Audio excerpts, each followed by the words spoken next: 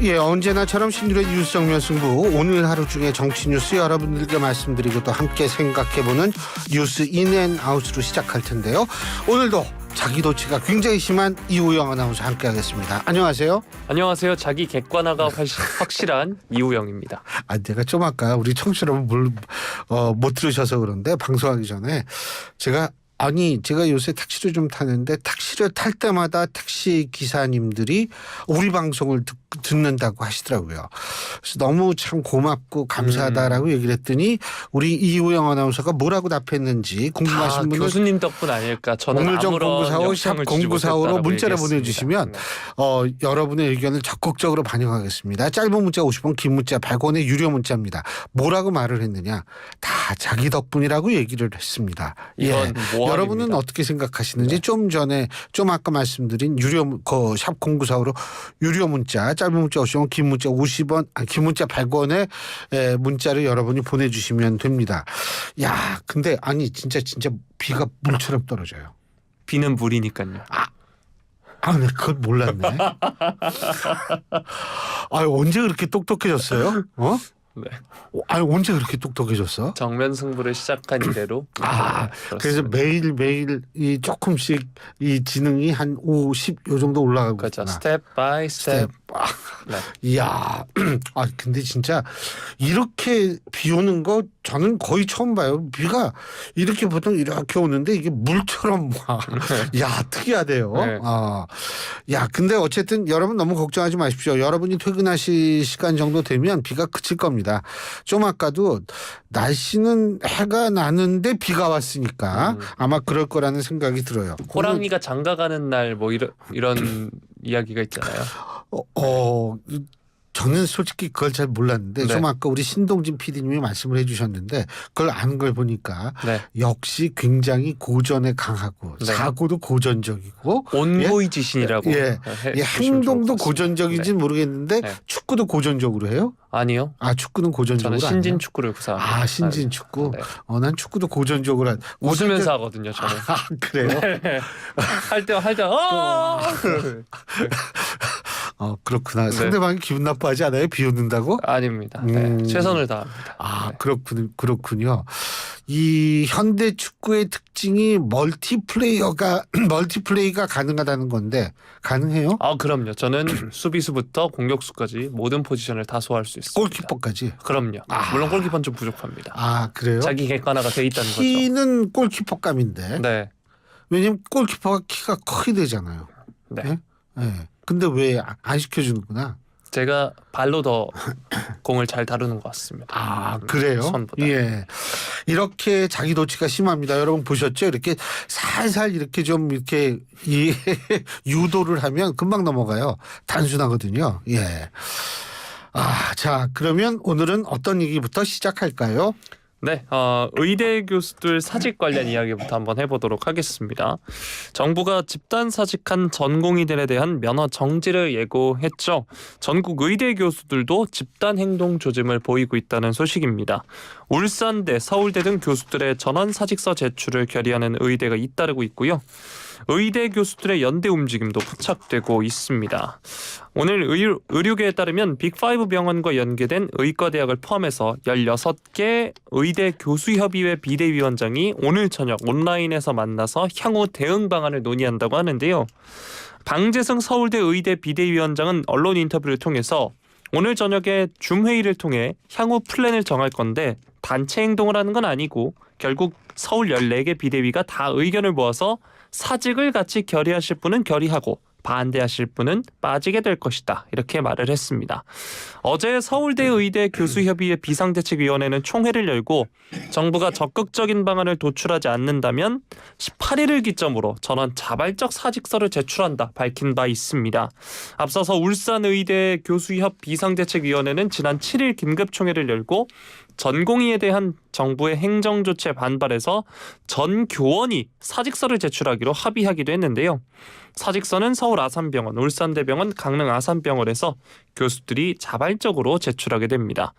자, 오늘 회의에서는 전국 의대 교수 비대위가 연합해서 별도 조직을 결성할 가능성도 있다고 하는데 회의에 참여하는 비대위는 방 위원장이 말한 14개에서 2개 추가된 16개로 회의 시작 전까지 더 늘어날 수도 있는 상황이라고 합니다. 한편 전국 의대 교수 협의회는 성명을 통해서 정부의 적극적 대화에 나설 것을 촉구하고 그렇지 않을 경우 교수들이 단체 행동을 불사하겠다 밝히기도 했습니다. 네, 또 이 전의교협, 줄여서 전의교협은 정부는 학생의 휴학 및 유급을 촉발해 의대 교육 체제마저 붕괴시키고 있다. 전공의와 학생이 중대한 피해를 입고 교육 현장이 붕괴되는 상황에 이르게 된다면 교수로서의 사명은 더 이상 없다. 이렇게 말을 하기도 했습니다. 자, 정부 반응도 한번 살펴볼 텐데요. 서울대 의대 교수회의 집단 사직 결정에 대해 우려를 표명하면서 환자 곁을 지켜달라고 호소를 했습니다. 조규홍 복지부 장관 오늘 이 의사 집단행동 대응 중앙재난안전대책본부 회의를 주재하면서 어제 이 서울 의대 교수 전원이 사직하겠다는 결정은 환자의 생명과 건강을 위협하는 것이라는 점에서 매우 심각한 우려를 표한다 이렇게 말을 했습니다. 서울대 의대 교수협의회 비상대책위원회가 조금 전에 제가 말씀드린 것처럼 18일을 기점으로 자발적으로 사직서를 제출하기로 의결했다라고 밝힌 것에 대해서도 입장을 밝혔는데 박민수 복지부 2차관 브리핑을 통해서 교수들이 집단 행동을 할 경우 진료 유지 명령을 내릴 의향이 있는지에 대한 질문에 교수들도 기본적으로 의료인이기 때문에 의료 현장을 떠나는 부분에 대해서는 의료법에 근거한 각종 명령이 가능하다. 한다 안 한다 말하기는 어렵지만 그 부분에 대해서 정부가 검토 중에 있다. 이렇게 말을 하기도 했습니다. 또 박 차관은 의대 교수와의 대화와 관련해서는 계획이 잡혀 있고 구체적인 노력을 진행하고 있다. 이렇게 말을 했습니다. 그리고 조 장관 중대본에서 11일까지 이탈 전공의 5,556명에 대해 면허정지 등 행정처분 사전통지서를 송부했다면서 잘못된 행동에 상응한 책임을 묻겠다는 정부의 원칙에는 변함이 없다라고 이야기했습니다. 자, 정부와 의사 간 강대강 대치가 계속해서 이어지고 있습니다. 오늘 저녁 의대 교수협의회 비대위원장들 간의 회의에서 어떤 결론이 나올지도 주목이 되고 있는데요. 앞으로 전망 어떻게 보시나요? 글쎄요. 지금 저는 사실 이 부분에 대해서 좀 말씀드리고 싶은 게 있는 게 일단 세계의사회도 필수 응급의료는 계속 제공해야 된다라고 얘기를 하고 있고요. 인터내셔널 레이버 오거니제이션이라고 얘기를 하는 그 세계 노동기구 있죠. ILO.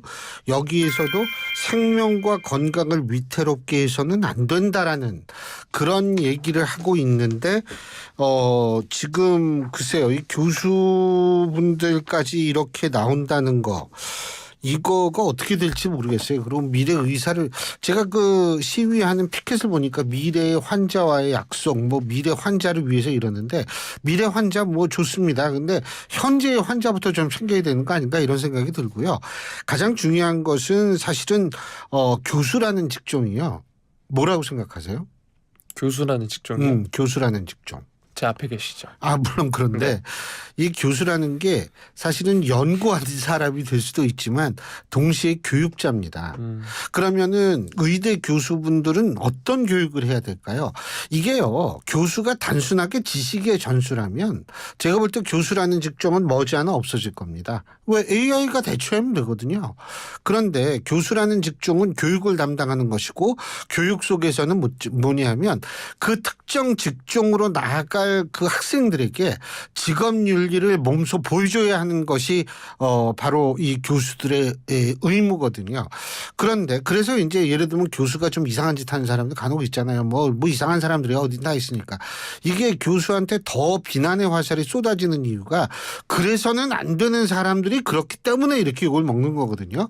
자, 그러면 지금 우리 의대 교수분들의 지금의 행위 이러한 것들을 그러면 것들이 뭐 본인들은 정당하다고 생각할지 모르지만 사실은 여기에서 일반 국민들이 의사분들이 정말 이래서 이 직업윤리 이렇게 잘 훌륭하게 구현하는구나 하는 생각을 할 수 있을지 만약 그렇게 생각하는 사람이 많다면 다시 말해서 도대체 직업윤리에 뭐를 배우지라고 생각하는 여론이 많다면 제가 볼 때에는 문제가 발생을 하죠. 왜? 의사와 환자의 관계에 신뢰해야 되는데 이게 직업윤리가 별로 안 보이면 환자가 의사를 신뢰하고 존중하겠습니까?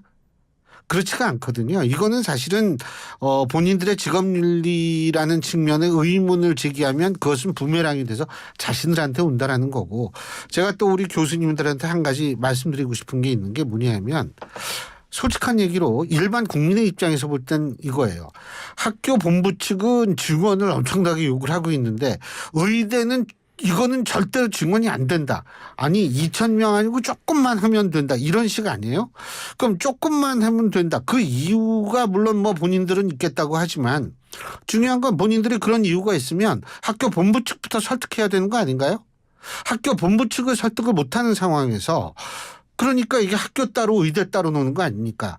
그걸 설득하지 못하는 상황에서 글쎄요, 국민들을 설득할 수 있고 국민들의 공감을 도출해낼 수 있다라고 생각하는지 저는 굉장히 의문스럽습니다. 그건 사실 제가 설득이란 단어를 썼는데요. 이 파업이라는 것이 아니면 사직서를 제출하는 것이 이것이 과연 설득을 하려는 사람들의 모습인지도 저는 의문이에요. 왜냐하면 사직서를 낸다. 우리 그만둔다. 당신들도 알아서 해라. 이거 아닙니까? 이건 설득은 아니죠. 저는 그래서 제발 좀 우리 교수님들이 정말 교육자답게 좀, 물론 본인들이 주장하는 게 내가 틀렸다 맞다 이 얘기를 하는 게 아니에요. 본인들의 행동의 결과가 국민들한테 어떻게 비춰지는가를 생각해 봐야 된다는 거죠. 이게 사실 우리 같이 사회학하는 사람들 입장에서 볼 때에는 본인들의 주장이 설득력을 얻기 위해선 둘 다 가지면 좋지만 하나는 있어야 돼요. 둘 다라는 건 예를 들면 그 정도로 설득할 수 있는 힘이 있고, 둘째는 뭐냐면 여론의 공감입니다. 그런데 지금 의료계에서 일어나는 일들이 과연 얼만큼 많은 공감을 가지고 있으며 본인들은 어떤 힘을 가지고 있다라고 착각하고 있는지 저는 묻고 싶습니다. 네. 자, 다음 소식 살펴보도록 하겠습니다. 자, 국민의힘의 총선 선거대책위원회 한동훈 총괄선대위원장에 나경원, 안철수, 원희룡, 윤지욱 등 4명의 공동선대위원장까지 5인 체제로 꾸려졌는데요.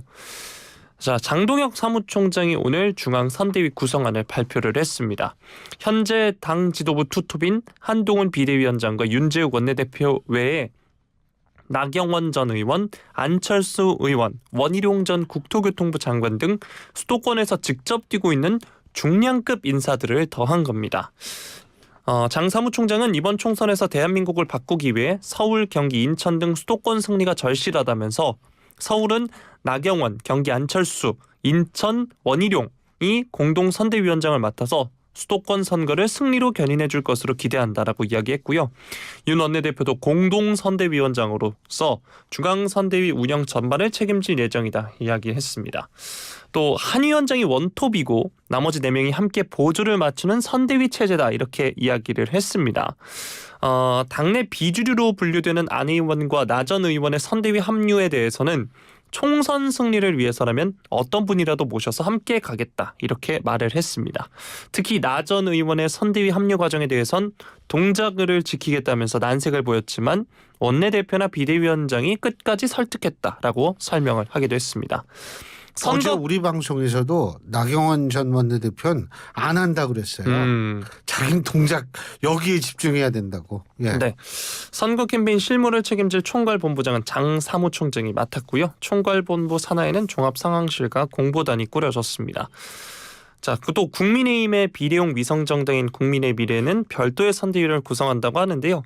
오늘 국민의힘이 출범시킨 이 통합선대위, 장 사무총장의 말을 빌리자면 원톱에 이 아래 나머지 4명이 함께 보조를 맞추는 마치 4명의 세컨 스트라이커가 함께 있는 이런 구성인데 어떻게 보시나요? 어찌 또 영어 쓰시네. 네. 있잖아요. 이게 지금 국민의힘 입장에서 볼 때는 조금 긴장을 해야 되는 상황이에요. 이게 설 이후에 분위기가 확 바뀌었었거든요. 그런데 지금 약간 그 분위기가 흔들리고 있다라고 판단을 하는 것이 전 맞다고 생각합니다. 특히 조국 혁신당이 나오면서 이른바 샤이즘, 근데 이게 샤이는 아니에요. 뭐냐면 이재명 대표 체제의 민주당을 별로 안 좋게 생각하는 진보들, 이분들이 답을 안 하고 있다가 이 답을 안 하는 진보가 활성화되기 시작했어요. 그래가지고 그것이 어디로 가냐면 조국 혁신당으로 가고 있어요. 내가 볼 때는. 근데 원래 이게 물론 파이가 커졌다는 건 아니에요. 원래 있었던 파이인데 보이지 않았던 파이가 갑자기 등장하는 거죠. 그래서 이제 파이 그러니까 갑자기 아메리칸 파이도 생각나고 그러네요. 예. 근데 이 파이가 이렇게 커지게 되면 그 중요한 것은 뭐냐면 분위기 사람이 착시 효과를 얻을 수 있거든요. 야, 이게 분위기가 좀 바뀌는구나. 그렇다면은 그거에 걸맞게 잘 전략을 짜야 됩니다. 근데 글쎄요, 뭐 제가 볼 때에는 뭐 한동훈 위원장이 혼자 하면 분명히 힘에 겨워요. 지금 같은 상황에서는. 그리고 제가 볼 때에 지금 국민의힘은 조국 혁신당도 좀 견제를 해야 될 거래요, 아마. 민주당만 견제하는 것이 아니고 이런 것들을 하려면 혼자 어떻게 다 해요. 그래서 윤재욱 원내대표랑 같이 한다고 얘기를 하는데 물론 윤재욱 원내대표도 굉장히 전략가예요, 이분이. 예? 전략가고 사실 굉장히 안정감을 주는 분입니다. 제가 옛날부터 이분은 굉장히 안정감을 주는 분이라고 얘기를 했는데 그래서 이제 그런데 문제는 이제 이 다른 분들 나경원 전 원내대표, 안철수 전 대표, 원희룡 전 장관 이런 분들이 사실 자기 지역구에 매달리기도 바쁜데 과연 어느 정도 도움이 될지는 모르겠어요. 그래서 저는 사실은 민주당처럼 이 가용 인력이 충분하거든요. 국민의힘도. 그러니까 지금 현재 출마하지 않고 좀 중도적인 이미지 심지어 야당한테도 어필할 수 있는 이미지를 가진 그 원로들이 있기 때문에 이런 분들을 좀 같이 했으면 어땠을까라는 그런 생각은 분명히 합니다. 네. 자, 다음 민주당의 선대위 관련 이야기 한번 해보겠습니다. 더불어민주당 이번 총선 전략을 진두지휘할 선거대책위원회 오늘 다채로 올렸습니다. 선거일을 29일 앞둔 오늘 여의도 중앙당사에서 출범식과 1차 회의를 갖고 본격적인 활동에 들어갔는데요. 민주당은 3톱입니다. 상임선대위원장인 이재명 대표, 이해찬 전 대표, 그리고 김부겸 전 국무총리와 공동선대위원장들은 모두 민주당을 상징하는 파란색 점퍼를 입고 오늘 이 회의와 출범식에 참석을 했는데요. 못 살겠다 경제폭망, 못 살겠다 김건희 게이트 등이 적힌 피켓을 들고 정권 심판 구호를 외치기도 했습니다. 야, 그거 오래간만에 듣네요. 못 살겠다 원래 갈아보자였어요. 이게 그러니까 저도 태어나기 전에 자유당 정권 시절 뭐 이럴 때 나타난 표현인데 못 살겠다 그게 다시 나오네. 네. 예. 이재명 대표는 이번 선거는 국민의힘과 민주당의 대결이 아닌 국민과 국민의힘의 대결이다라고 이야기하면서 나라를 망치고도 반성 없는 윤석열 정권의 심판을 위해 민주당은 국민과 함께 싸우겠다 이렇게 말을 했고요. 심판의 날에 국민들은 떨치고 일어나 나라의 주인은 영부인도 천공도 아닌 국민이라는 점을 용산이 깨닫게 할 것이다 이렇게 말을 했습니다.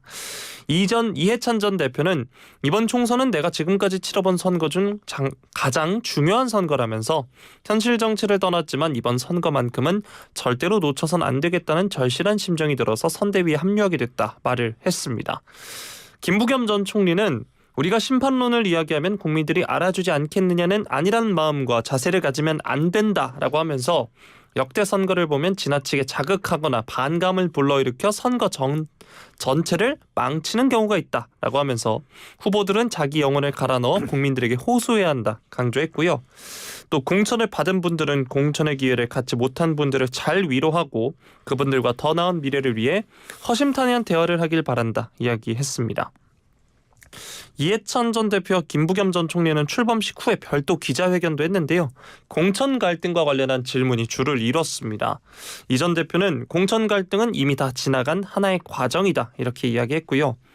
김 전 총리는 이재명 대표가 당내 공천 파동은 언론이 만든 프레임이라고 비판했는데 어떻게 생각하느냐 이런 질문에 대해서 당의 책임자니까 그렇게 말할 수밖에 없을 것이다 라고 하면서 국민의 기대 수준에 부합했느냐에 대해서는 또 다른 의견이 있다고 말씀드린 바 있다 이야기했습니다. 또 그럼에도 지금은 농구로 말하면 올코트 프레싱, 전면 강압 수비하는 단계다라고 하면서 자꾸 이전의 작전이 옳았느냐 등을 지적하면 안타깝다라고 말을 했습니다. 네, 민주당의 선대위가 출범을 했고 또 임종석 전 실장의 합류 여부에 대해서도 관심이 쏠리고 있다고 하는데요. 합류 여부는 어떻게 전망하시나요? 글쎄요. 제가 볼 때에는 합류하기 좀 힘든 상황이 아닐까 이런 생각이 들어요. 그 이유는 제가 조금 이따 말씀드리고 여기 보면은 이제 이해찬 전 총리, 김부겸 전 총리, 투 총리 체제거든요. 그런데 물론 여기 이재명 대표는 당연히 포함이 되죠. 그런데 이제 이해찬 전 총리의 장점은 뭐냐면 이 그립감이 굉장히 강해요. 당에 대한 장악력을 확실히 행사할 수 있는 분입니다. 그러니까 당에서 다른 목소리가 나오지 못하게 만들 수 있는 확실한 그런 능력을 가지신 분이라는 건 맞아요. 그런데 이해찬 전 총리의 또 단점은 뭐냐면 중도층으로서의 지지층 외연 확장은 제가 볼 때는 기대하기 좀 상당히 좀 힘들다라는 것이 제 개인적인 입장이거든요. 그러면은 이해찬 전 총리의 그러한 단점을 보완해 줄 사람이 누구냐 하면 바로 김부겸 전 총리예요. 그러니까 아마 이재명 대표는 이렇게 생각했을 거예요. 뭐냐면 이해찬 전 총리를 통해서 당을 확실하게 흔들리지 않게 이끌고 가면서 그분이 부족한 이 중도층으로서의 외연 확장 이러한 것들은 김부겸 전 총리를 통해서 보완을 하겠다. 아마 이렇게 생각했을 것 같아요. 제가 볼 때는. 하지만 김부겸 전 총리도 좀 넘어야 될 과제가 있죠. 이해찬 전 총리는 정계 은퇴 선언을 하거나 정치 이걸 확실하게 얘기를 하지 않았어요. 그런데 어쨌든 김부겸 전 총리는 정계를 은퇴하겠다라고 얘기를 한 것으로 전 기억을 하고 있는데 물론 본인이 사과했다고는 얘기를 하지만 중요한 것은 그리고 뭐 은퇴했다가 번복한 게 나 혼자냐라고 얘기를 하겠지만 중요한 건 지금 선거 시즌이거든요. 그러한 것들이 유권자한테는 또 그렇게 이 뭐 여러 가지 이유가 있을 수는 있지만 좋게 보이지 않을 확률도 있어요. 그래서 이런 것들을 종합해 보면 다 일장일단이 있는 건데 여기 임종석 전 실장 얘기가 나오는 거가 왜 나오는지 모르겠지만 이재명 대표의 SNS를 이렇게 읽어보면 본인이 고사했다라는 식으로 얘기가 나오거든요. 근데 사실 이재명 대표 입장에서 볼 때에는 임종석 전 실장이 또 이렇게 자꾸 전면에 등장하는 것을 그렇게 편하게만 바라볼 수 있는 상황은 아니지 않을까라는 생각을 저는 개인적으로 해보게 됩니다. 그렇기 때문에 여러 가지 상황으로 봤을 때 임종석 전 실장이 나오기는 좀 힘들지 않을까. 물론 김부겸 전 총리가 자꾸 얘기를 하고 있다고 하는데 쉽지는 않을 거라고 봐요. 네. 예.